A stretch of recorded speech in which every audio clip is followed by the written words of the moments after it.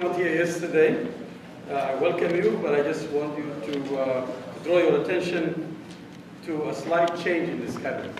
Yesterday, due to unforeseen circumstances, Professor Adam Green was not able to make it here, and so we had Professor Kevin Gaines stepping in and do his paper as a keynote address. And so today, the panel itself will proceed with Professor Margaret Washington's paper, and Professor Gaines will join in the panel after Professor Margaret Washington finishes her paper, and Carole Boyce will be providing discussion or comments on the paper itself. This panel will be chaired by Professor Kenneth McClane from the English department. Are you emeritus yet? I'm emeritus. Praise the Lord, and thank you. Greetings, greetings, greetings. I'm going to say one thing. I just want to make one statement because whenever I'm here, I realize what an important institution this is, and it is something that we must celebrate and celebrate Bob Harris for his great work in bringing it to us. From 1969, when I was a freshman, the Africana Studies Center became my home. In my first year, I took a course in Black psychology and an independent study where I would write poetry and begin the process that I am still pursuing. And I had the privilege of eating each morning with Professor John Henrik Clark, the eminent historian, who happened to be, as I, a morning person, and he would tutor me very gingerly at breakfast. I had no true understanding of my great fortune until years later. But I did know how much Professor Clark kept feeding me insights and citations. Read more, McClane, he would implore. There's a world out there, and it beckons. Know whence you came. And so, too, I would learn from Walter Rodney and James Cunningham and Hoyt Fuller and Lady Maria Evans, who I still talk to weekly, and Professor Turner, who indefatigably would give a brilliant speech at any time. If a student asked, he would be there with a scintillating analysis. And of course, Professor Robert Harris, who helped navigate me and many others through our constellations of misdirection. In truth, we were in love with our Black faculty. How they always seemed to find clarity in our massive disorder and would always find time for us. In all honesty, we didn't realize how much they gave to us. We were caught up in our endless self-infestation of the young. But the faculty always treated us with charity.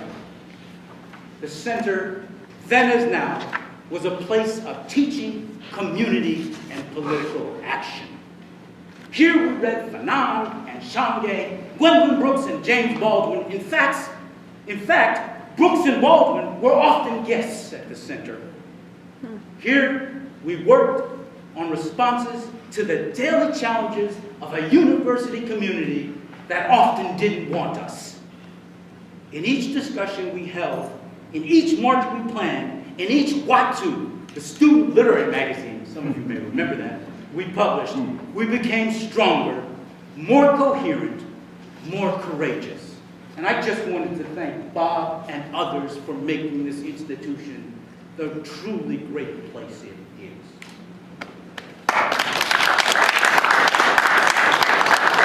And now I'm going to do a very, very, very abridged introduction to the three panelists. And I say abridged because this is truly an embarrassment of riches. It doesn't get any better than this. So, and these are really, this is meager. Go to the internet, look them up. I don't want to be standing up here forever. The last person you want to see is moi. Okay. Professor Kevin Gaines, who gave a splendid paper yesterday. And maybe he can't read it all, but it might be good to give a little bit of a synopsis when you come, just so people know. Otherwise, I think we'll be in this odd position, if you can. I have the power. Is the Robert Hayden Collegiate Professor of History and Afro-American Studies at the University of Michigan. He is the author of African Americans in Ghana, Black Expatriates in the Civil Rights Era, 2006, and Uplifting the Race, Black Leadership, Politics, and Culture during the 20th Century, 1996, which received the John Hope Franklin Book Prize of the American Studies Association in 1997. In 2008, he was elected president of the American Studies Association, which is no small feat. Margaret Washington, professor of history at Cornell and a dear friend, has taught here since 1988. Her publications include the award-winning A Peculiar People, Slave Religion, and Community Culture Among the Goas, and the only edited and annotated edition of the narrative of Sojourner Truth. Professor Washington's biography, Sojourner Truth's America, a truly splendid book. I'm telling you all, go buy it. In fact, buy everything you hear. If you haven't read it, do it, right? Sojourner Truth, published in 2009, was co-winner of the Tina Woods Brown Award for the best publication on Afro-American women from the Association of Black Women Historians, and the Darlene Clark Hine Award for the best book in African American women's and gender history from the Organization of American Historians. She, like all of our guests, I could go on and on. You've seen her in movies, and you see her in life, and we are really lucky. And Carole Boyce-Davies, professor here at Africana, our responder, is one of the world's most distinguished feminists and Caribbean scholars. She is the author of Black Women Writing and Identity, Migrations on the Subject, 1994, and Left of Karl Marx, Claudia Jones, Black Community Women, 2007, splendid book too, which received the 2008 Letitia Woods Brown Award. It's amazing. Every one of these people has won awards, and two of them have won the same award. Not bad, right? And if I could give Nobels, we'd be doing that too. And Left to Karl Marx, Claudia Jones, which I did that. Professor Boyce-Davies has also published numerous critical anthologies, including The Gambika Studies of Women in Afro-American Literature, 1986, Out of Kumbala, Caribbean Women in Literature, 1990, and two-volume collection of critical creative writing entitled Moving Beyond Boundaries.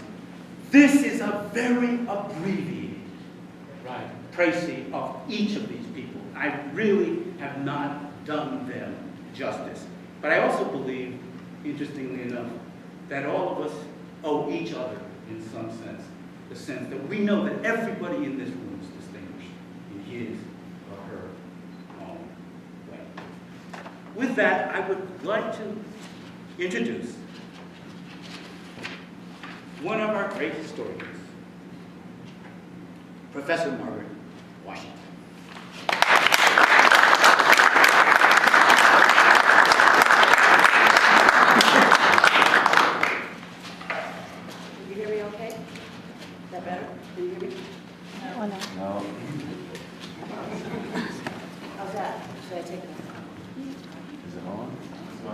I don't think it's on. I don't think it's working. It's on. It's just up to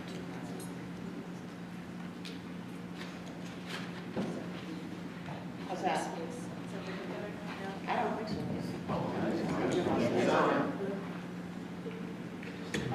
Maybe I'll turn, what Turn the volume up.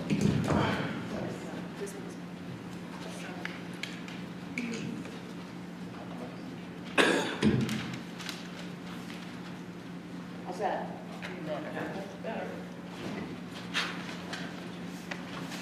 Okay, well, thank you all for coming. Before I get started, I probably won't get another chance to say this. I just want to say what a pleasure it has been to work with Professor Robert Harris. These years We have collaborated with students and courses. I came here, as Professor McClane mentioned, in 1988.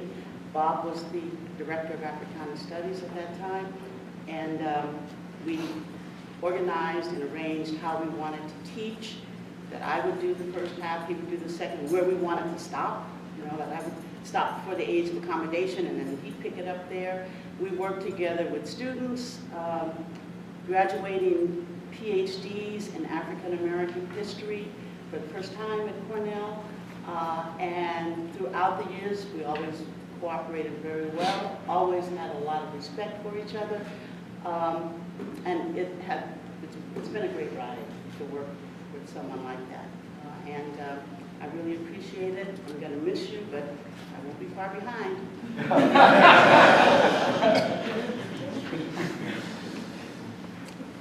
Because there are lots of other things to do in life, right? That are not necessarily unrelated to professional work. We who believe in freedom cannot rest. I'm going straight to Canada, where colored men are free. Sojourner Truth stood in the aisles singing loudly during intermission at an upstate New York anti-slavery convention in 1855. Her voice, wrote the reporter for Frederick Douglass's paper, rings like a clarion. William Lloyd Garrison always printed copies of Sojourner's many songs, and she sold them at conventions. Jovially, she urged her abolitionist associates to buy her sheet music for only 5 cents. Come on now, friends, ain't that cheap? Sojourner was based in New York and in New England in 1855, yet her composition of songs about Canada reveals the country's significance to African Americans and their freedom struggle. Moreover, within a year, Sojourner would sell her Northampton, Massachusetts home and move permanently to Battle Creek, Michigan. She spent much time traversing areas around Battle Creek and Detroit, especially, where the Western Underground Railroad's grand terminus existed. Across the Detroit River, refugees from Southern bondage made homes on Canadian soil. Freeborn African-American activist, lecturer, educator, and newspaper publisher Mary Ann Shadd immigrated to Canada from Pennsylvania to labor on behalf of the black settlers and to promote relocation. White abolitionist Laura Smith Haviland's underground work centered on Canada since the 1840s. In my talk today, I originally intended to present 2 projects in which I am currently engaged, 2 historiographical developments in the study of 19th century African-American freedom struggles in the Atlantic world that shift paradigms away from a narrow construction of black nationalism and geographical insularity. Hence, I'm looking at emancipation from a transnational perspective. My initial intent today was to discuss both projects, which turned out to be far too ambitious. So instead, I will offer a segment of my most current book project. It's tentatively called Dying for the Oppressed, Western Women in the Age of Emancipation, 1850 to 1877.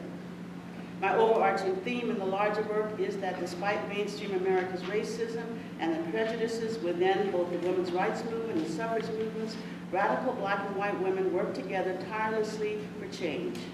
Inspired by triumphs and refusing to allow obstacles to impinge them, they never accepted the conventional constraints that Victorian America believed defined a woman's place. Today I'm taking a section from this larger work that explores the transnational aspect of anti-slavery and underground work, particularly from the perspective of the Detroit River Basin as the conductors shepherded people into Canada West, which is today in Western Ontario.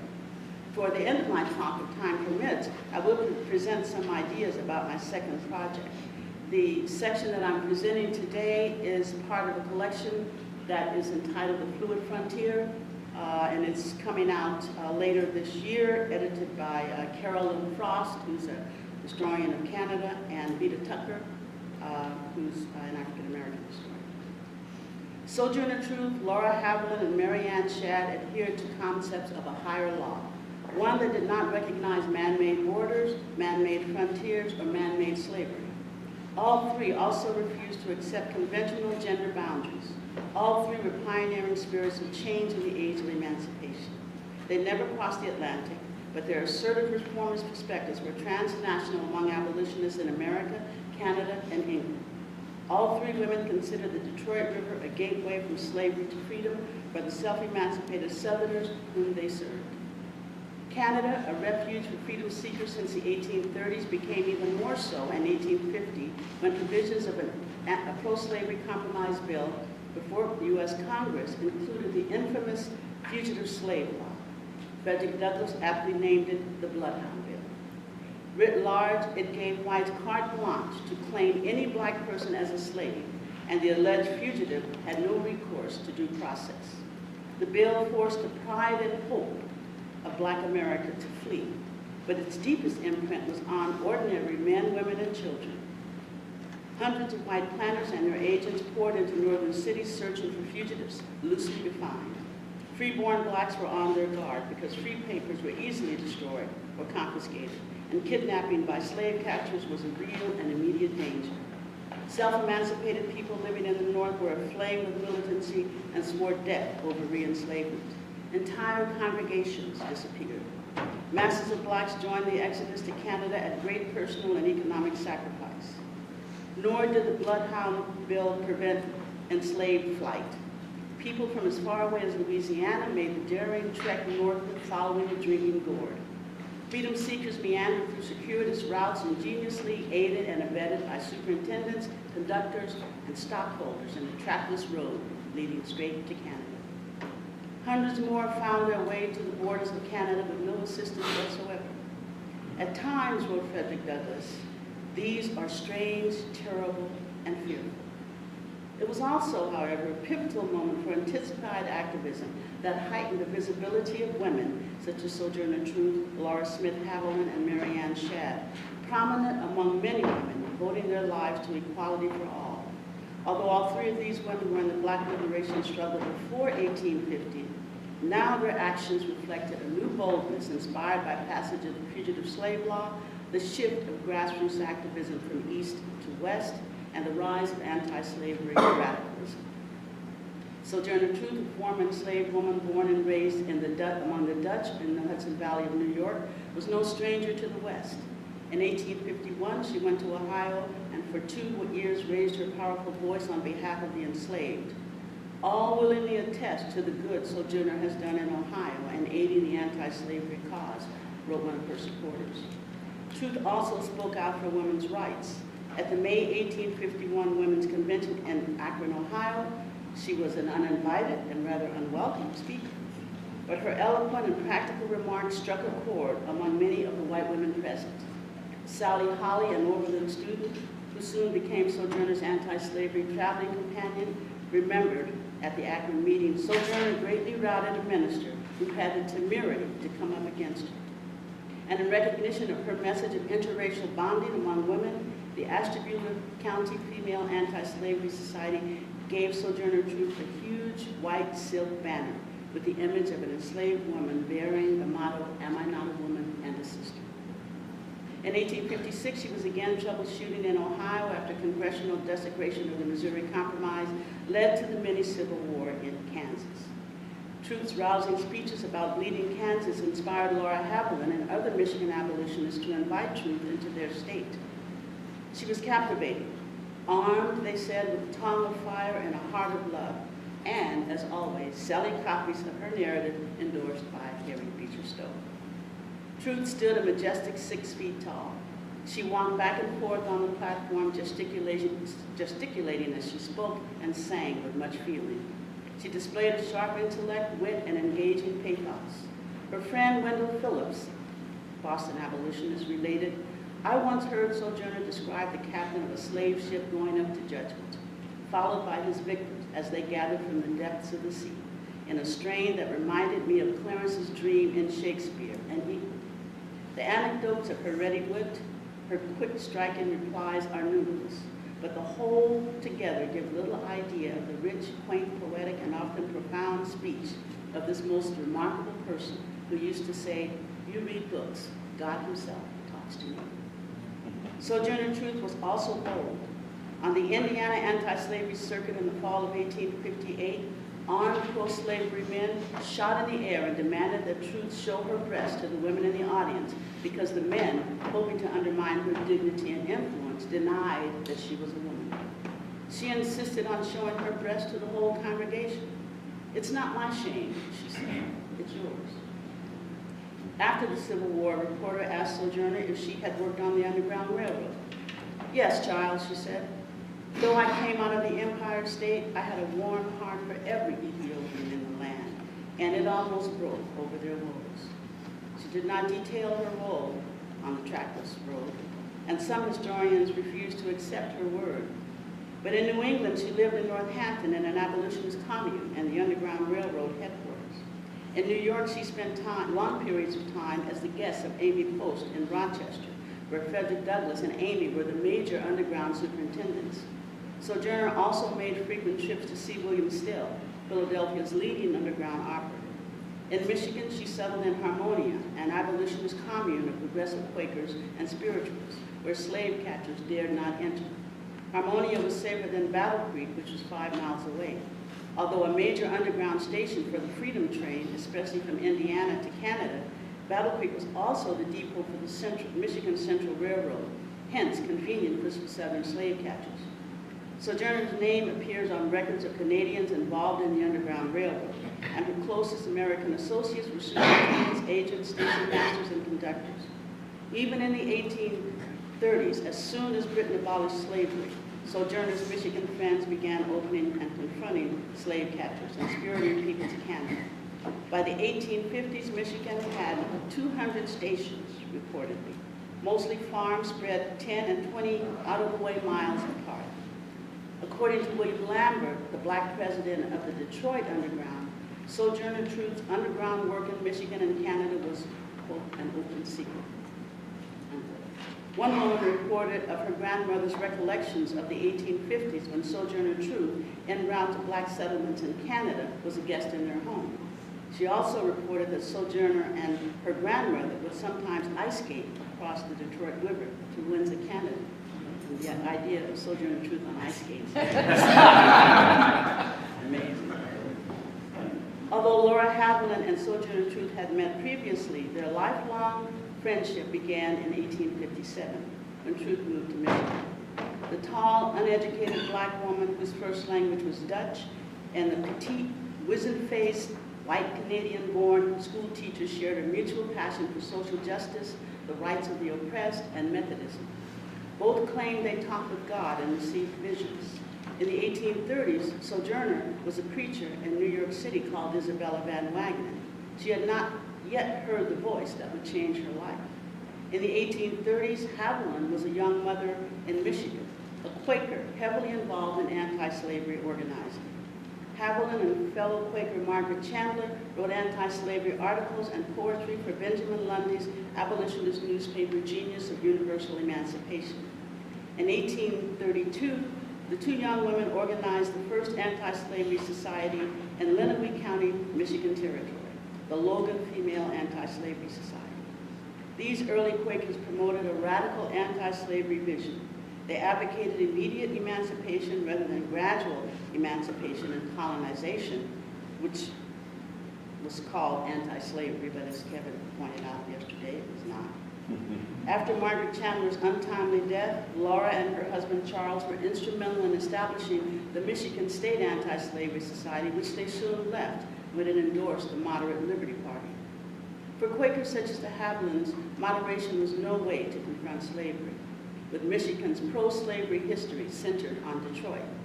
From the settlement's 1701 founding through the French, British, and early American periods, slavery was as much a part of Detroit as the fur trade.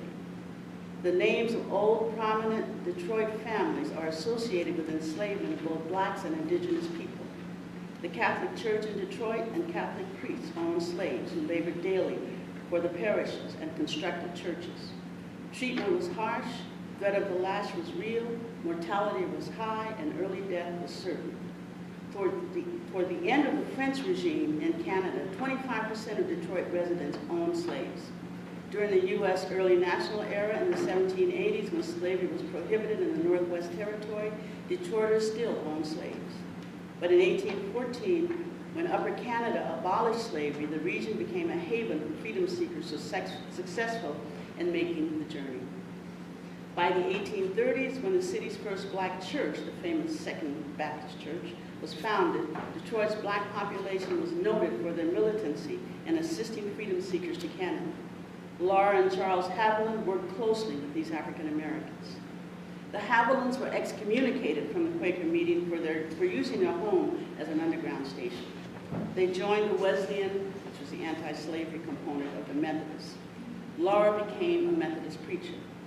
In 1837, the Havilands established Michigan's first interracial school, Raisin Institute, on their farm by the Raisin River. Organized on the work-study model of Oberlin and employing Oberlin graduates as teachers, Raisin Institute students were also active in the cause, and some were actually self-emancipated pupils who wanted to remain in Michigan. In 1846, Laura also organized 32 women into the Female Benevolent Anti-Slavery Society of Lenawee County. They pledged to fight slavery by promoting anti-slavery tracts, periodicals, lectures, and assisting freedom seekers. Thus, before passage of the infamous Fugitive Slave Law, Laura Haviland created a local underground network. Raisin Institute and the anti-slavery cause remained unpopular, she wrote, but the fleeing fugitive finds a resting place and cheer in our home. Our home and schools, she said, richly deserves the cognomen of niggerdom. Personal tragedy struck the Haviland family in 1845 when an epidemic took Laura's husband, parents, sibling, and her youngest child. Directed by the voice of God, 37-year-old widow refused to relinquish her independence by remarrying. She managed her farm, 7 children, her school, and the underground labors that took her from Cincinnati to Canada West. It was dangerous work. In 1846, while hiding freedom seekers in Toledo, Ohio, slave catchers from Tennessee thrust pistols in Haviland's face and threatened her with violence. "You damn nigger stealer," they said.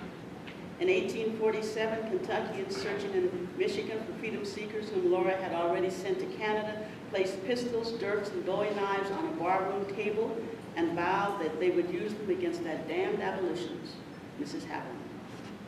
Even as organized political anti-slavery fizzled out in the 1840s and centralized abolition faltered, Western underground work kept the pace, and Haviland was the most familiar, the most active, fearless, and committed operator in Michigan. Thus, she was a seasoned abolitionist by 1850, when the Bloodhound Bill made underground work the all-consuming interest of her life. In 1850, Southerners denounced her in Congress as a rabid abolitionist who interfered with slave property. Handbills offered $3,000 for the head of Laura Haviland. Nonetheless, Auntie Laura, as the freedom seekers called her, was unflattered. She stepped up her boldness even as she became notoriously known. She placed her adult children in charge of her farm, suspended operations at Raisin Institute, moved to Cincinnati, boarding with her dauntless Quaker cohorts, Catherine, and Underground Railroad President Levi Coffin. The Black Zion Baptist Church was her underground base where she taught school and also nursed the sick during the cholera epidemics. Aided by an ingenious and well-armed interracial vigilance committee, Laura and her compatriots employed various disguises, stratagems, and tricks in getting their charges from Cincinnati to Canada via Toledo and the Detroit waterway. The most daring of Haviland's many courageous acts was going into slave territory. Traveling incognito as Mrs. Smith, she remained in Little Rock, Arkansas for over 3 weeks. She was unsuccessful in rescuing the enslaved women whom she sought. But nevertheless, she said, I observed slavery in its own household. One second time in prison, underground conductor Calvin Fairbank languished in a Louisville, Kentucky jail. Levi Coffin and other prominent abolitionists ignored Fairbank's appeals and urged Laura Haviland to do the same. Instead, she crossed the Ohio River into Kentucky and waited 5 risky and anxious days to see Fairbank, all the while being publicly insulted and excoriated daily in the Louisville press, which demanded her arrest. She was braver than them all, Fairbank recalled, who remained in prison until the Civil War. She brought the suffering inmate a mattress, bedding, flannel underclothing, shoes, money, and other necessities. Upon returning from Louisville, she found 14 freedom seekers hidden in the basement of Zion Baptist, waiting for her to transport them to Canada. Haviland maintained close ties with Detroit's black abolitionists such as William Lambert, the president of the Detroit Underground, and George DeBaptiste, the Detroit vice president, as well as local conductors affiliated with the Second Baptist Church. Like Sojourner, she had an open welcome in the Detroit home of the excommunicated Quakers such as Eliza Liggett. As the city of Detroit became more and more dangerous for anti-slavery activists, Haviland moved her underground contacts up and down the Detroit River Basin. After 1850, slave hunters employed both black and white agents who even infiltrated Canada using knavish and deceitful means to entrap blacks and entice them back across the river. The experienced widow Haviland reportedly could smell a slave catcher, and many appeared at her door in Canada, wolves in the proverbial sheep's clothing. In 1851, Laura Haviland was spending more time in Canada than in Michigan and Ohio. She organized a church there with herself as a preacher. That year, Detroit activist Henry Bibb and his wife Mary fled across the river into Canada because Bibb, who was self-emancipated, had recently published a narrative of his life and knew that his owner was soon to come after him. As the Bibbs relocated to Sandwich in Ontario, a frontier settlement with a huge population of freedom seekers, Mary Bibb set up a school and Henry established the Voice of the Fugitive, Canada's first black abolitionist newspaper. With a massive increase in African American immigration, Detroit abolitionists established the Refugee Home Society, placing Henry Bibb and white minister Charles C. Foote in charge. The aim was to raise money to help destitute freedom seekers with necessities and especially to make land available to them for purchase. Haviland worked closely with Bibb, and so did the American Missionary Association, whom I'll refer to subsequently as the AMA. The American Missionary Association, headed by Lewis Tappan and George Whipple, two white abolitionist leaders of the American and Foreign Anti-Slavery Society. This was an international organization based in England. The Canada-based Refugee Home Society soon became controversial when Mary Ann Shadd arrived in 1851. Mary Ann Shadd came from a notable black activist family. Her father, Abraham Shadd, was a prosperous shoemaker, participant in the Black Convention movement and Underground Railroad operator. In 1851, Mary Ann, then a 26-year-old New York City school teacher, accompanied her father to Toronto for the North American Convention. This was an anti-slavery convention. Convened by Henry Bibb, it was an overwhelmingly black gathering, including 31 black Canadian activists such as George and John Kerry and Reverend Josiah Henson. Among the 15 U.S. delegates, only 2 were Easterners, and that included Abraham Shadd. The transnational focus of the convention was clear. The delegates issued a fervent call for black immigration to Canada and for the formation of a great league of colored people of North and South America. Mary Ann and her father carried this message back across the border to a meeting at Buffalo's African American Methodist Church. Here Mary Ann met Sojourner Truth. The two women had much in common despite their different class and educational backgrounds.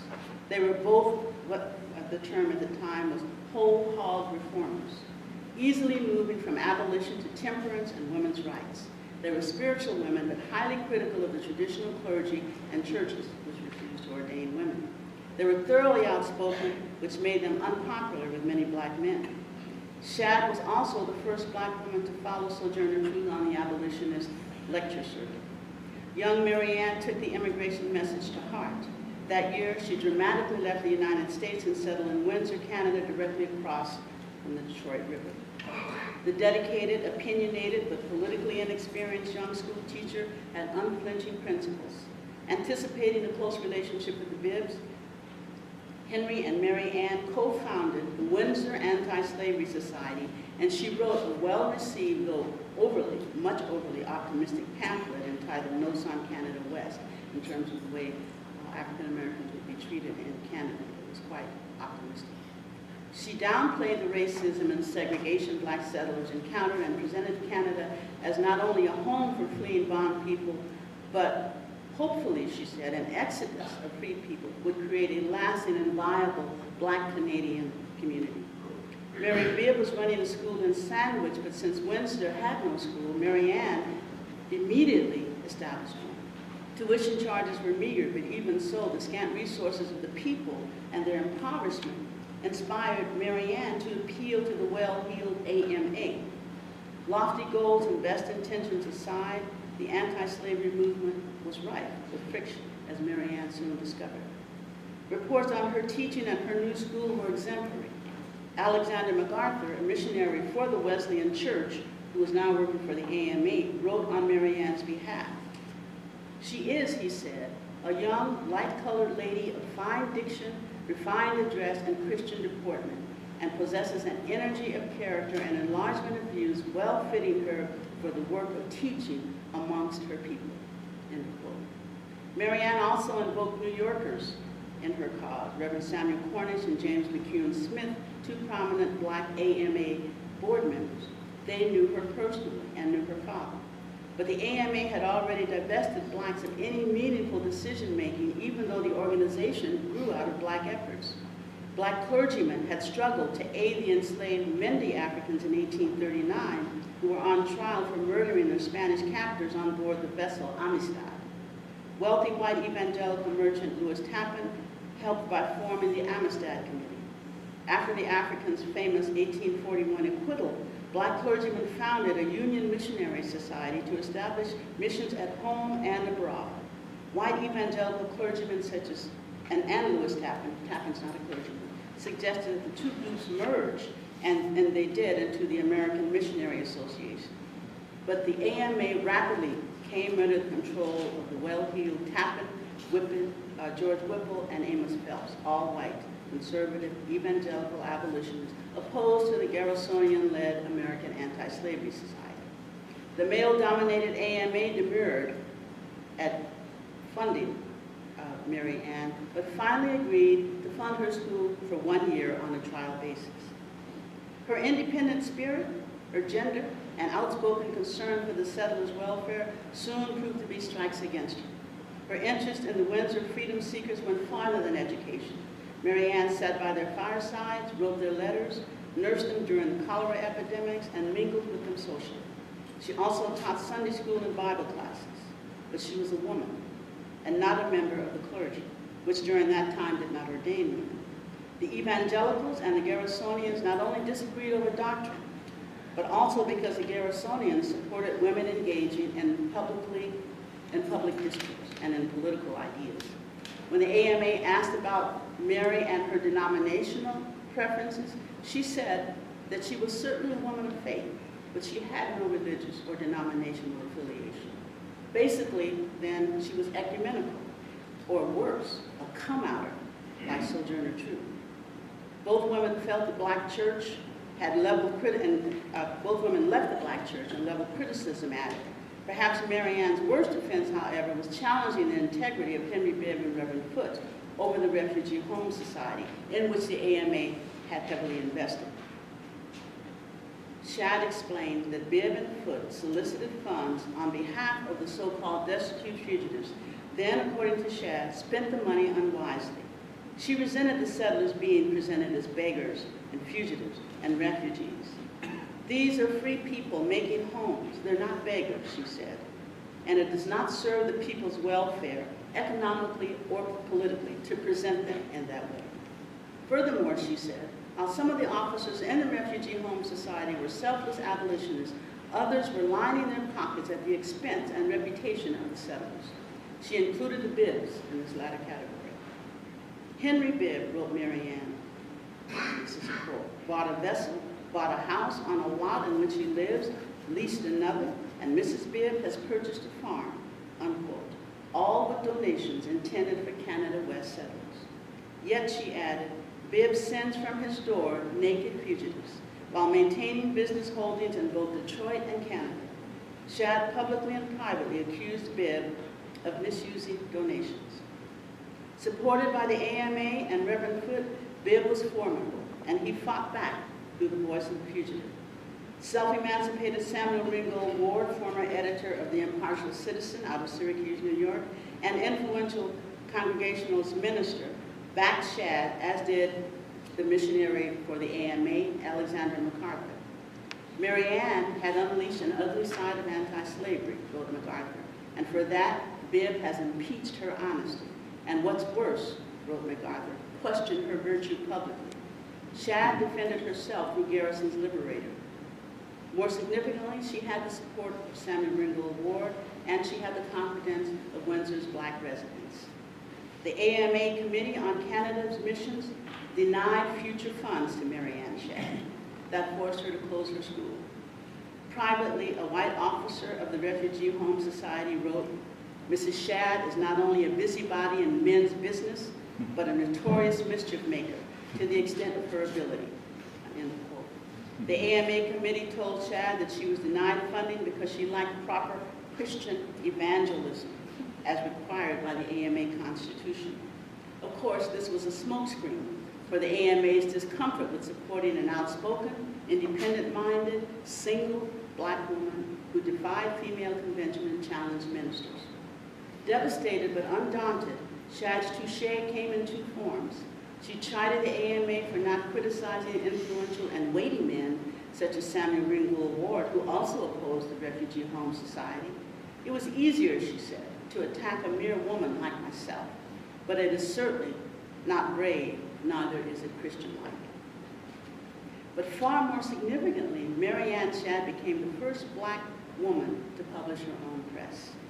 Yet she still needed a man to front for her as the editor in her stead, and she chose Samuel Ringgold Ward. An outraged Bibb saw through the ruse and again went on the attack. Shadd, he wrote, was the ultimate temptress, a designing individual whose duplicity is sufficient to prove a genealogical descendant from that serpent that beguiled Mother Eve in the fire. He sent resolutions to abolitionist presses in the U.S. calling on black leaders to denounce the establishment of another newspaper in Canada. It's disloyalty to the race, he said. Frederick Douglass, the most notable black leader and editor in the U.S., published Bibb's resolution, but then accused him of manifesting, quote, entirely too much sensitiveness. We welcome a dozen newspapers devoted to the interests of the colored people, end of quote. Besides, he added, very few blacks in Canada even read Bibb's newspaper. Pennsylvania's Underground Railroad operator William Still was equally dismissive of Bibb, and the Pennsylvania Freeman praised the Pennsylvania Freeman, which is a white anti-slavery newspaper, praised the selection of Ward as editor. With financial assistance from friends and from family, the first issue of Mary Ann Shadd's Provincial Freeman appeared in 1853 out of Chatham, Ontario, the day after she closed her Windsor school. Afterward, Laura opened a school in Windsor under the auspices of the Ecumenical Christian Union Church, which she had founded. Laura Haviland and Mary Ann Shadd were both in Canada West simultaneously. They had a very strong friendship, even though Haviland continued her friendship with the Bibbs and said the last words over Henry Bibb when he died an untimely death in 1854. In 1856, Mary Ann Shadd moved the Freeman, Provincial Freeman, to Toronto, and she married Thomas Carey, a prominent black Canadian from Toronto. Bibb's widow, strangely enough, Mary, married Thomas's brother, Isaac Carey. However, these two black formidable female opponents remained inimical, even as sisters-in-law. Shadd, now Shadd Carey, spent 3 hard years at the Provincial Freeman's helm with a variety of male assistants, maintaining the thinly veiled impression that the newspaper's editor was a man. But her unsigned editorials on women's rights were strident and generated approval from many female readers. Shadd Carey surmised that neither the anti-slavery movement nor the Canadian public was ready for a female editor. She moved the Freeman from Ontario to Chatham, back to Chatham, the nucleus of activism, further defying convention because her husband remained in Toronto. She labored for the paper as its chief traveling agent, no longer its editor, fundraising and doing investigative muckraking reporting. She exposed corruption in black Canadian settlements and in America. Her reputation grew in the States. By 1856, Mary Ann Shadd Carey was the voice of black Canada at important meetings and conventions in both Canada and the United States. Already an excellent writer, she developed into a popular lecturer and debater on slavery, race uplift, and women's rights, even after the Freedmen folded. While few black leaders embraced her nationalist, immigrationist ideology, they remained dazzled by her strident, razor-sharp elocution and her in-your-face analysis and anti-clericism. In 1855, she was the sole Canadian delegate and one of 2 women at the National Black Convention. She was admitted by a majority vote led by Frederick Douglass, but sizably opposed from a number of black men. She delivered what was called the most convincing and telling speeches in favor of Canadian immigration, said black abolitionist William Watkins. She is a superior woman, he added, and it's no use to deny. After the Freedmen folded in 1859 and the marriage to Thomas ended with his premature death in 1860, Shad Carey resumed teaching and underground work. She continued to urge blacks to immigrate. Martin Delany was searching the coast of Africa for a suitable place to settle, and even Frederick Douglass contemplated resettlement. The Civil War brought them back to the States, where all 3 worked as recruiters for the Union Army. Gender bias followed Mary Ann after the war. In 1869, she was the only woman to join the first law school class at Howard University in Washington, D.C. She completed the curriculum, writing a thesis. However, in 1871, when the graduating class was presented, her name was not there, reportedly, according to her, on account of her sex. The freedom struggle did not stop these women with the end of the Civil War. It was another chapter in their lives. The point of this presentation, however, is to demonstrate how extensive was their reach and their understanding of freedom, that it had no boundaries, that they refused to honor man-made borders, which, like man-made laws, were subject to the dictates of a higher law, the law of one's conscience. So that's my formal presentation.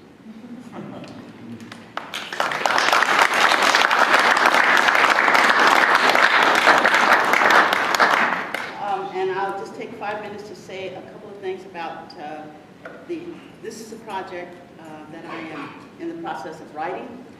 There's another project that I'm in the process of researching, and it's very amorphous right now, but it has to do with notions of race that I'm investigating in terms of Spanish America and the United States. That is, in Spain they called it, and in Spanish America they called it racial purity.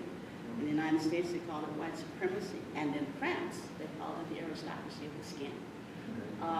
And so I am looking at the ways in which this manifested itself, specifically in 2 areas. I'm looking at Venezuela and in the 19th century and the process of emancipation, beginning with Simón Bolívar's fleeing from Cartagena, which is now part of Colombia, to go to Haiti when they had started to declare their independence, and the Spanish Navy was after them. So he went to Haiti. He was the guest of Alexandre Pétion, who was the president of the Republic of Haiti at that time, and he asked Pétion for assistance, and he gave him arms, he gave him munitions, he gave him supplies, and he gave him money, and he said, the only thing I ask is that when Gran Colombia, which was the vision that Bolívar had, when Gran Colombia succeeds in its independence struggle, that it would immediately abolish slavery. And Bolívar agreed to that, and it didn't happen. I mean, it didn't happen in that way. But that was the agreement that they made. And so that's sort of the beginning point. And then I'm taking it up to the independence war itself and Bolívar's conflict with one of his major generals who was mixed race, whom he eventually had executed because he felt that he was going to promote a race war. And the idea was that the elites, the Creole elites, and by Creole in this particular case, I mean Spaniards born in America, that the Creole elites feared the power and the numbers of the mixed race people, that is the Pardos, who were mixed with African and white. And so the leader of this group was executed on the pretext, and it does appear to be a pretext, that there was an effort to create another Black Haiti. And this boogeyman of Black people in the Americas and Spanish America creating another Haiti followed people of African descent from the time the Haitian Rebellion became successful up until the Cuban wars for independence, and I should say the end of the Cuban wars for independence. And so I'm looking at the way in which race works, and I'm looking at those two countries, Venezuela and Cuba. I'm looking at the first and second independence movements. In Cuba, the majority of troops were Black, and the leadership was Black. And yet, once the independence movement had ended and Cuba had gotten its independence from Spain, although we tend to think of that as something that the United States was deeply involved in, and was already a fait accompli for the United States before the Spanish-American War. Once that happened, then Afro-Cubans who had fought from 1868 until 1898 were pushed back into a kind of Jim Crowism. So I got into this second project because in the process of working on Sojourner Truth, the American Anti-Slavery Society, I found out, folded, but some of the newspapers, the anti-slavery newspapers, continued. And one of the things they did is they took the whole idea of abolition worldwide, and they focused on areas where there was still slavery, such as Brazil and Cuba. So there were lots of articles about what was going on in Cuba, and then I found out that there were letters back and forth between Black abolitionists, the former Black abolitionists in this country, and Afro-Cubans about struggle and strategy. And I found out that Afro-Cubans had fought in the Civil War on the side of the Union. So there were all these very, very interesting connections that got me involved in taking a broader view of anti-slavery and looking at anti-slavery as I think it was. And I think it was a worldwide movement. And you can even go farther back than that, especially with the situation with Cuba, because the major rebellion in Cuba in the 1840s, which they call La Escalera, when you look at a lot of the British records in that, about that struggle, you can see that this is a worldwide struggle that the British are deeply invested in, not for altruistic reasons, of course, but nonetheless, they're very much invested in what's going on, and they are clandestinely helping the rebels in the 1843 conspiracy in Cuba.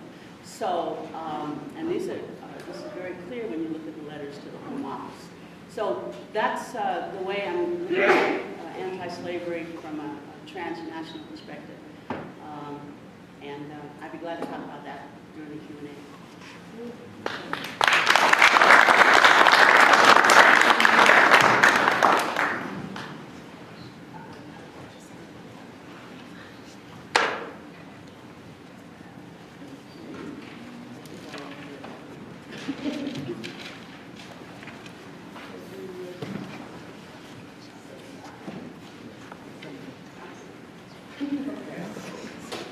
I was telling Margaret Washington that I really want to hear that paper.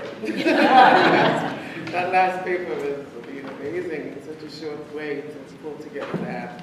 How brilliant is that? Okay, I want to take this opportunity as well. I was told to keep it to like 10 minutes, but I will try.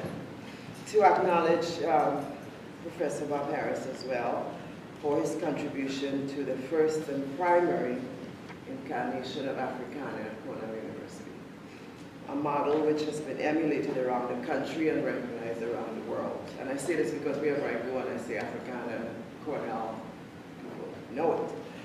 For a certain, as well, and you may not like this next slide, I will say, a certain patriarchal elegance, which in his generation of Black scholars was always accompanied by a quality of care, friendship, and cordiality, sometimes sadly missing in succeeding generations. And I say this because a few of us at one time right here at Cornell spent quite a bit of time attacking Ali Mansouri for a framing that was very sexist, we thought. and afterwards thought he would never speak to us. And he was so happy to see us afterwards and said he liked that. He liked the energy from the young scholars. And I thought there's something that marks a certain kind of scholar that you emulate and you present as well. That you presented as with emulating. That's what I want to say.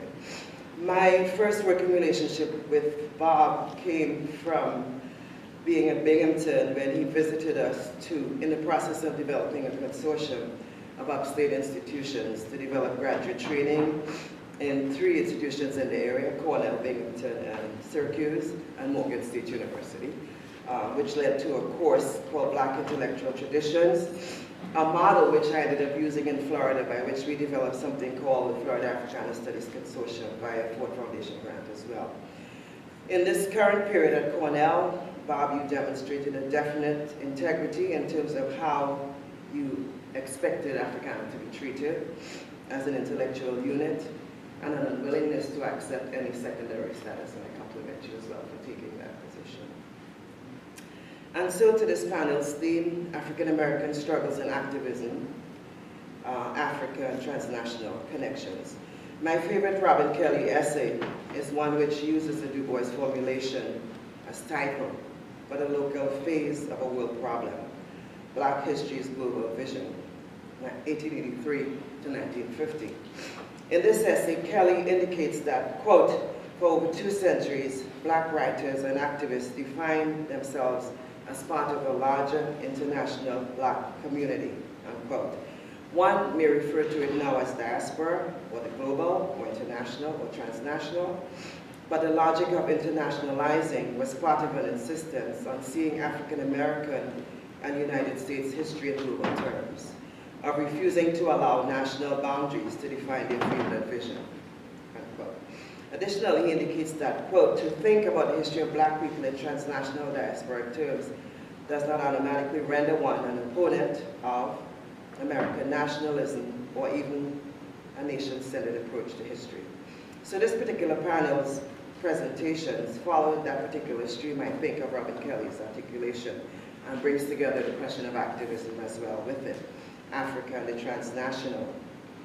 Margaret Washington, So You Believe in Freedom Can It Rest, identifies the interconnections of 3 women whose lives, in her words, quote, recognize neither man-made borders, man-made frontiers, nor man-made slavery, unquote.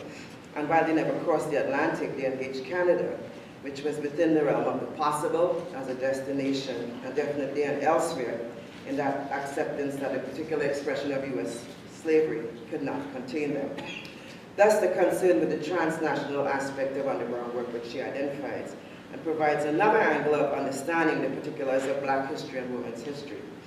Its focus on Sojourner Truth, Miriam Shad Carey, and Laura Smith Haviland is framed within a discourse of radicalism, which for this period she defines, quote, as an engaged in grassroots anti-slavery activism and other reforms, and distinguished them from women who were, quote, political moderates.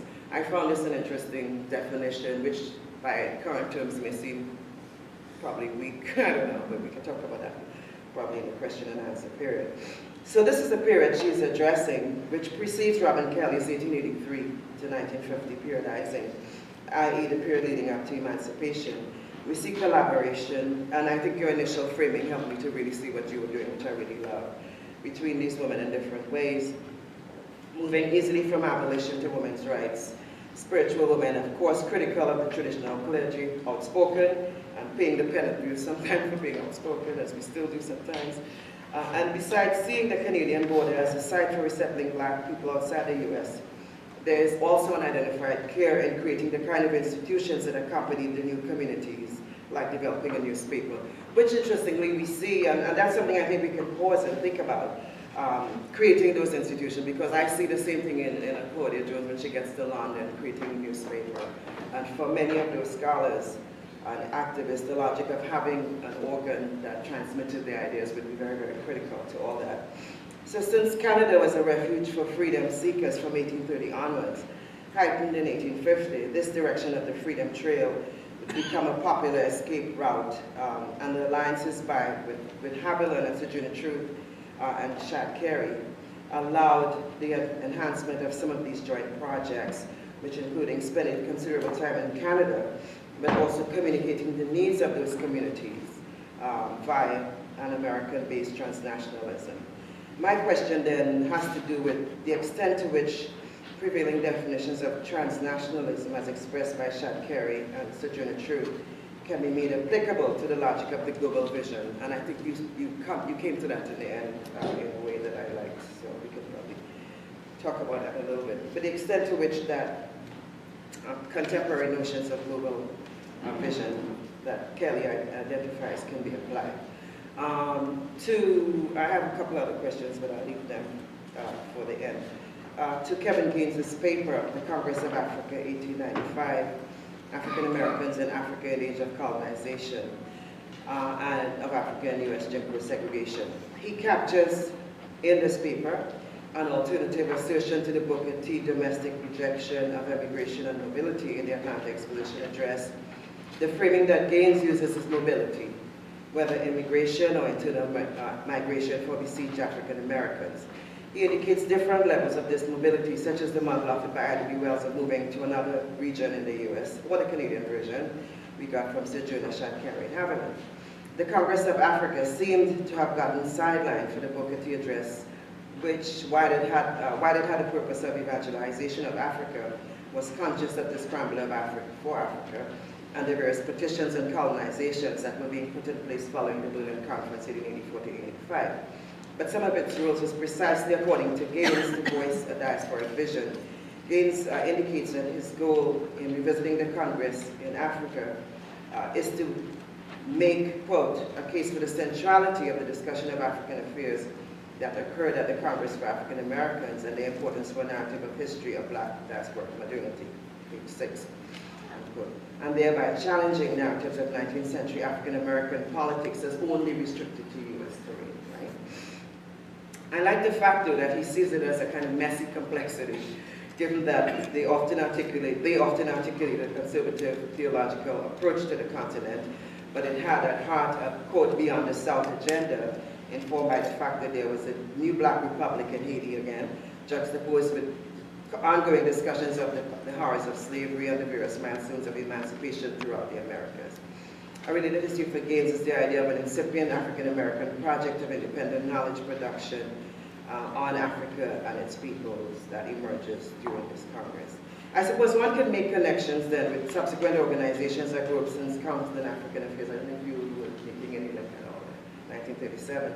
Similarly organized against colonialism, and with an eye to creating transnational linkages. But here we also have an earlier incarnation which had the benefit of relationships with presenters like a Sierra Leonean Faduma, born W.J.Davies, who saw congruence between Yoruba religion and Christianity in the conception of a supreme deity, and thereby challenged the construction of paganism. Also, but also indicates, I thought fascinatingly, that he thought Christianity could be heathenized by polygamous white men. So he flipped the logic in a certain way. For Gaines, their work raises a number of questions for the beginnings of fashioning Pan-African solidarities or the practice of diaspora that Brett Hedges talks about, as these relate to the ongoing struggle for full citizenship in the United States. Question I have would be, can we, if we open the frame a bit, can diasporic frames like marriage as articulated by Michel or Troyo be applied to any of these mobilities? That's one thing I thought about when I listened to both papers. And then also the question of what to do with the sort of logic of diaspora in this context. So would it be easier to frame it within the logic of the Americas as a unit, as some of the earliest articulators like Jose Marti and others would want to frame it? So, I mean, I'm just wondering if the global, I know that you articulated Margaret, in the end, in terms of anti-slavery going global, seems still to reside mostly in terms of the U.S. and the Americas writ large, as opposed to just the U.S., and I wondered about that as well. And I'll stop there. And is it questions now? Or I think we could probably go to the papers. And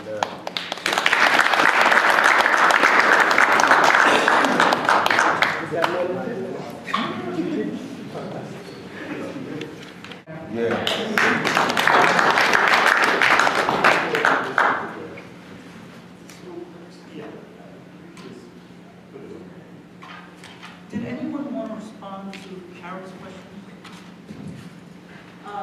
She said she had a couple of questions, but she... Yeah, the one that, I guess that, let's say two. The question of, were these movements to Canada, would they be considered Marinage in a certain way? Would be like Marin communities north, because people kind of think of Marin communities largely south. No wonder about that. And then the global question, is it largely the Americas? In terms of a framework, is it really global in the international, transnational sense of Ron Kelly talks about the Great War?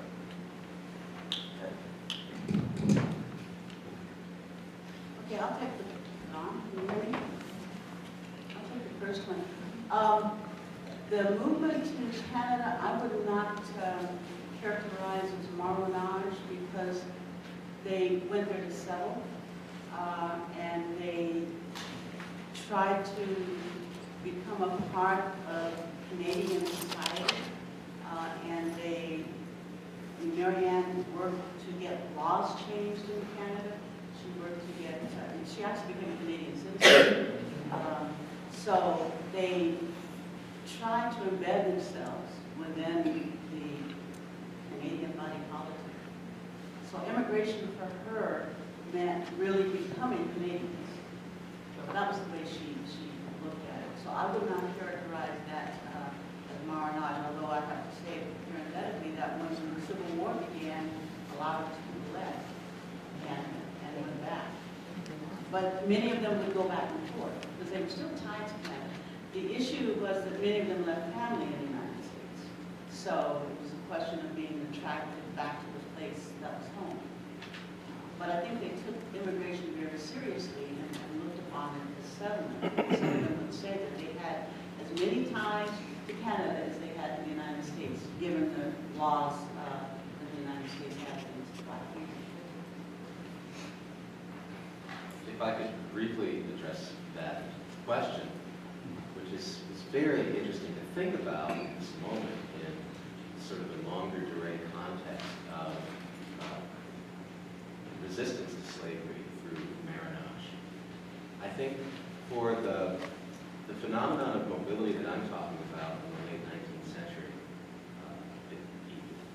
including the Kansas Exodus, including Ida B. Wells sort of organizing this mass migration, out-migration from Memphis as a sort of anti-lynching strategy, and the politics, the grassroots politics of immigration in the late 19th century.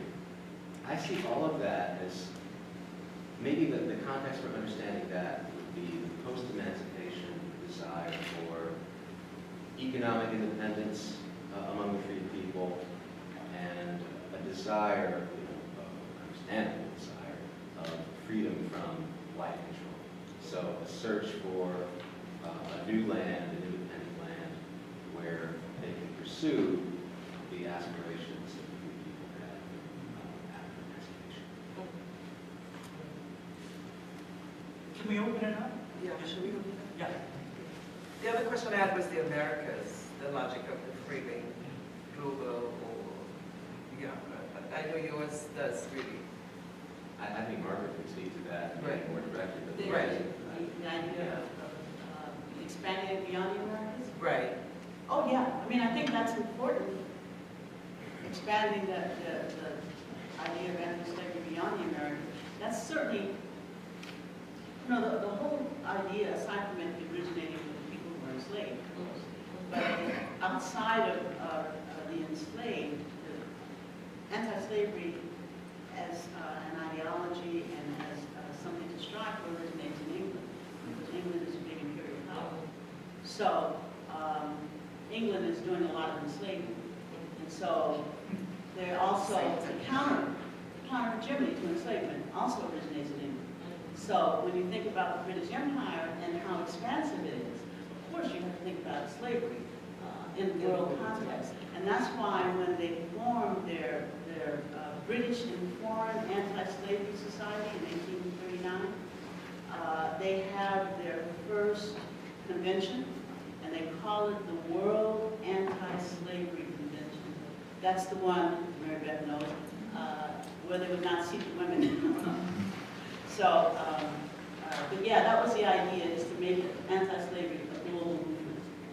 And it's, of course, it's interesting because the people who are originating this global movement are the enslavers, or they come from the group of enslaved people who are enslaved. Not just people of African descent.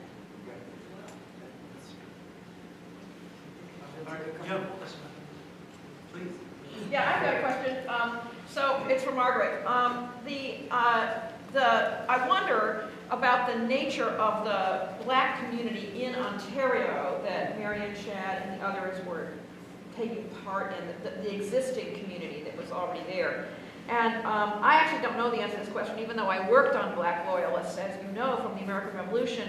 My understanding is that most of them stayed in Nova Scotia and New Brunswick, the ones that didn't, in fact, emigrate further to Sierra Leone. But your talk made me wonder whether any of them actually filtered west into Ontario the way some of the white loyalists did, ultimately.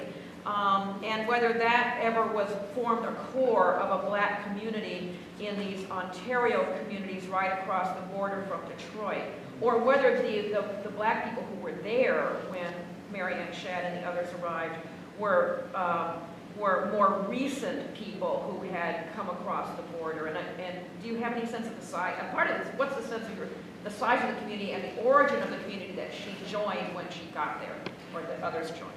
In these areas of Canada West, there were no black people. Okay. They came, the first group who came to this area came to W.E.B. But that isn't to say that there were black people in Toronto. And they might have been some of the loyalists from Nova Scotia. So that's a good question. Most of the people who were at the conventions in Toronto, the Canadians, were Canadians who had been Americans, black Americans. But they had been living in Canada for a long time. They were Canadian citizens. Right. But that is a very good question. And as far as we know, from what I read in the sources, there was no pushback from like a settled community before people could come across the border. And usually that's what happens, is there's a settled community there, and then new people come who are uneducated and poor, basically destitute. And so there's a friction, even if it's just a migration from Gulf, the U.S. Gulf to the West Coast. But you don't get any sense of that in Canada West. But Toronto may be a different story, because they have a lot of problems in terms of trying to get rights, in terms of schooling and things like that. That's why they set up their own schools. So that's something to think about. Yeah, also for Professor Washington, in terms of the new project, the Transnational Anti-Slavery, I'm wondering if you had thought about the broader context of international anti-slavery in the 19th century in terms of freedom movements more broadly defined. Richard Black has written about this. I wrote a piece sort of touching on this some years ago. The idea that, as Frederick Douglass put it in the wake of the 1848 revolutions, that there is this global battle between slavery and freedom. And as he, roughly paraphrasing him, the globe shakes with the contest.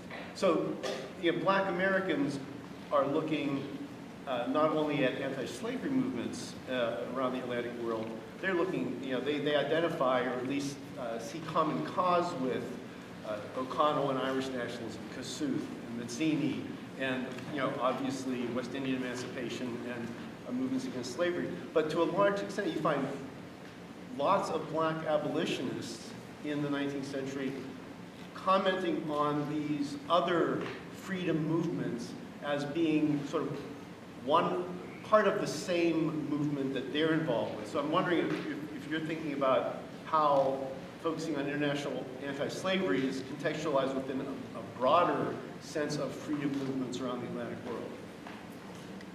Yeah, I think you're right. I think that it's bigger than simply anti-slavery, bigger than just child bondage, which is not something I'm getting into, but I see it. I mean, certainly there's a lot of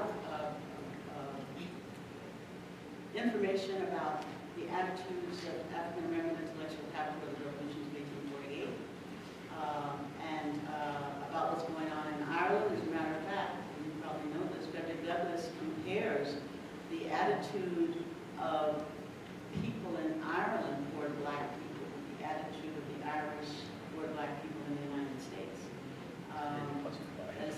racism does not come from Ireland. And of course, one of the biggest anti-slavery societies in Europe is in Ireland. Matter of fact, Sojourner Truth, when she's very ill in 1863, gets a lot of letters and money, and she says, my God, who ever heard of Sojourner Truth in Ireland? So, yeah, there is this connection of this is about oppression. And you even see it earlier than that, because when the rebellion is occurring in San Domingo before it becomes Haiti, and Toussaint is the leader, he is constantly talking about the Haitian being Japanese. That, you know, they're basically the common cause between the newly freed enslaved people who have been freed by the French General Assembly and the working masses of France. So they see this connection. Nonetheless, there's a difference between wage slavery and chattel slavery. Yeah, first let me thank the panelists for their very kind, generous remarks. And Carole, we still have to talk about patriarchal elegance. It sounds good to me, but Doesn't know what that maybe we need to explore that a little bit. But I'm sitting here reflecting, and of course, you know, given this conference, I'm sort of reminiscing, thinking about when I first entered the historical profession, how we studied African American history at that time, how we taught African American history at that time. And I don't recall much concern with issues of transnationalism, global, international, even diasporic that much. Now, we did look at Pan-Africanism, and we looked at it more as an issue of identity than an issue of struggle. And so I'm wondering about, and especially Kevin and Margaret, in your presentations, I'm not sure you do the term Pan-Africanism. Carole did briefly in her remarks, but are we moving away from the issue of identity, to some extent racial identity, to looking at issues of, I think you talked about the freedom movement, global freedom struggle, which to some extent does move us from that rubric of Pan-Africanism. So this just seems to me to be a change in the way that we're examining it. And are we going to call it African American history? Is it Black history? It's a good question because it is, because more and more people, it's a good question, as more and more people become involved in the struggle and the struggle becomes more ethnically diverse. It can be troubling. When I'm looking at the sources on what was Gran Colombia, and let's just call it Venezuela for now, the ethnic makeup is astonishing. Even though all of these ethnicities have some African in them, but they also have other ethnicities as well. And it gets, when they start listing the categories of ethnicity, and these people all living together and intermarrying, cohabitating, and so how do you call that Pan-Africanism? I don't know. I mean, I don't use that term. I don't use that term. I haven't used it in years. I use nationalism and I use Black, but I don't use Pan-Africanism. I see it as sort of bigger than that, even though I think in terms of the Black struggle, it all originates in Africa. It certainly has an element of Pan-Africanism. I'm just wondering how far or how limiting it is to refer to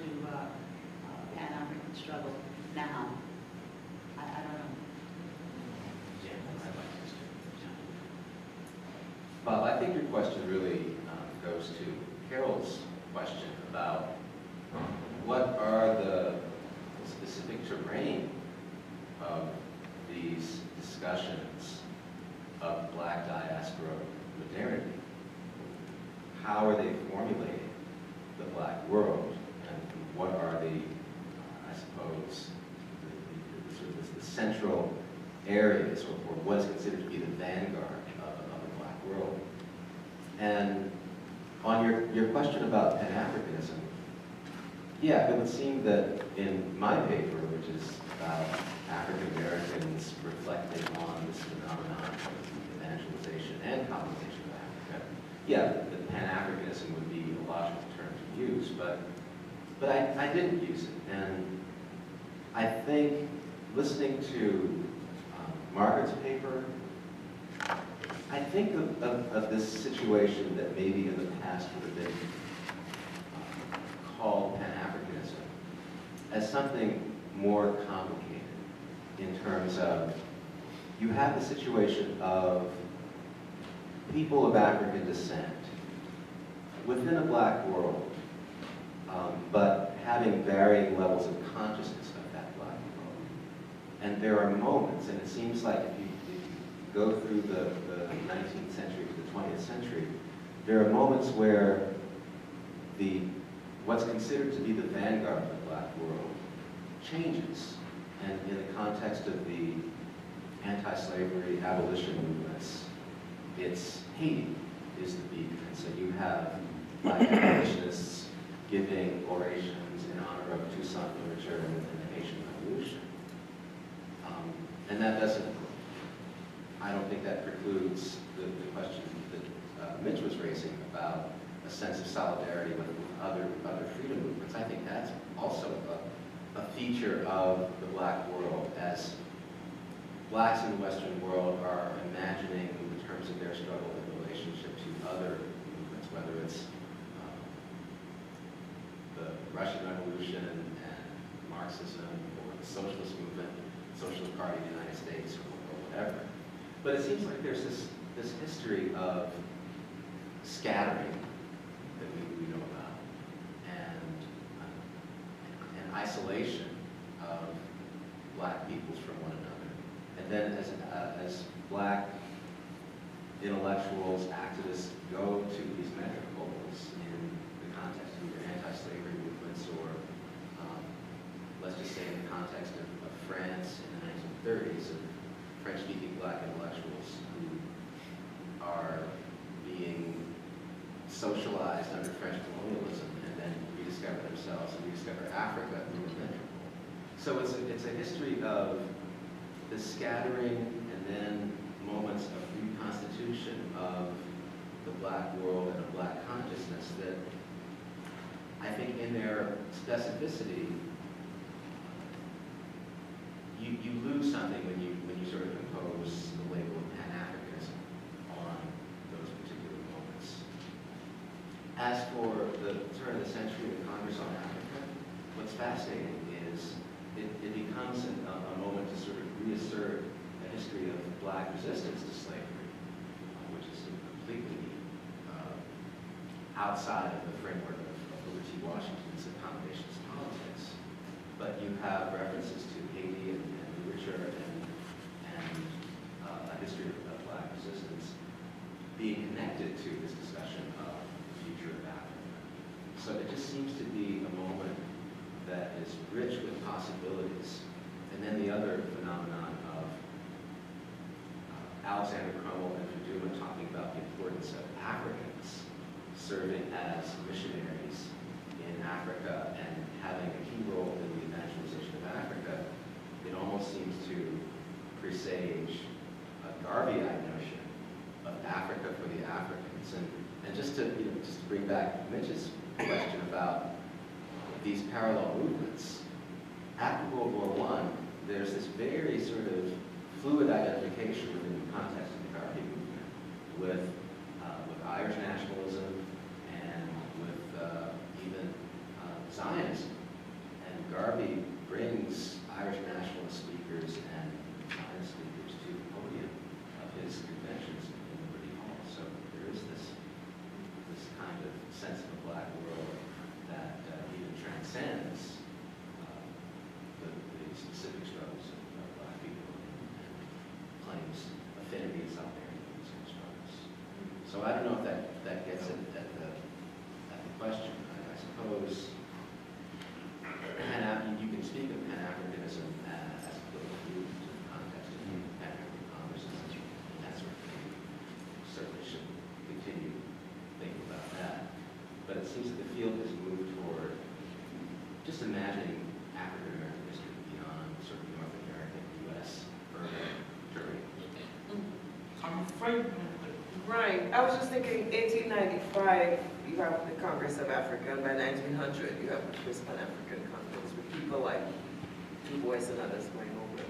So I'm not saying that it was Pan-Africanism, but I'm saying it seemed, I ended by saying it seemed to suggest that we have the beginnings of the fashioning of some sort of solidarities that maybe then later on articulated as Pan-African solidarities when you have the Africans who are, at the Congress as well talking about it. So it seems this, not yet, but it seems like we're beginning to have this sort of shaping of something. I think that's what I was kind of getting from the Robin Kelly looking back at it, that period, just around around a similar time. I think his framing is 1883 to 1950. Right.